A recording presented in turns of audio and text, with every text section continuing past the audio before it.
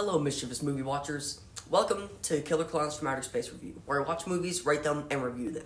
And don't forget that at the end, I will be comparing and contrasting the goods and the gashes from every movie. But let's not get ahead of ourselves here, and get straight into it. Killer Klowns from Outer Space is a 1988 horror comedy written by the Chiodo brothers, Steven and Charles, as well as directed by Steven Chiodo. They not only wrote and directed the movie, but also produced, did the makeup, and practical effects. The movie starts us off at Lover's Lane, where all the Californian teens get to rock in cars. But before these teens can get too active, an ice cream truck interrupts their activities. It turns out that the truck is driven by none other than the Terenzi brothers, Paul and Rich. But they're not really important until later, so we won't get into them.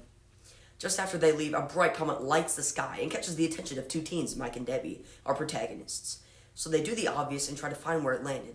They know it could be a mile away, right? Debbie, it's a waste of time. It's got to be 1,000 miles away. Oh, or 1,000. We then cut to an old man that also sees the comet and decides to go after it, thinking it could be valuable space material. But when he gets there, he sees that there is no comet, but a circus. He doesn't seem too sad about it, though. I'll be greased and fried. I love the circus. As he's exploring the circus, he sees a clown that immediately zaps him with his ray gun, putting him into a cotton candy cocoon.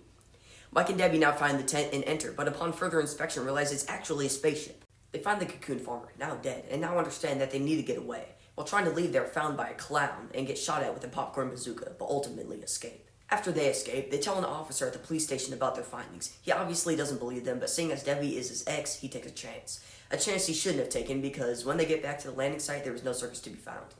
Officer Dave Hansen then promptly arrests Mike for lying to the police, which is a crime, by the way, so be careful with your prank calls.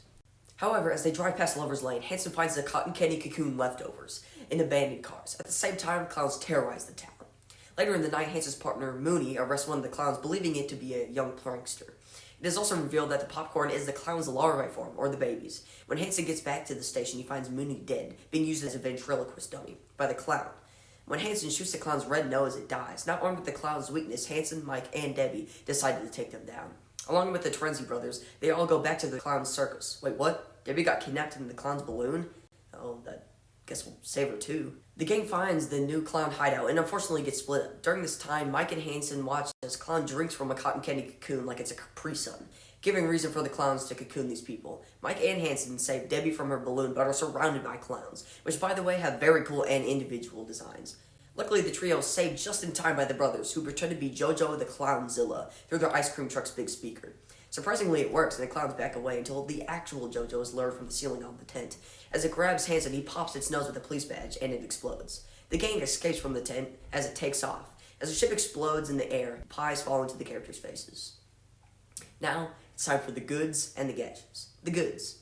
Amazing special effects, great comedic moments, and a terrific soundtrack.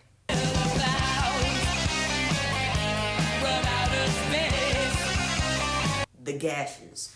The Terenzi brothers can be annoying at times, but that's about it. Otherwise, the movie is pretty fun if you just want to sit back and watch a dumb comedy. Overall, I gave the Killer Klowns from Outer Space a 90%.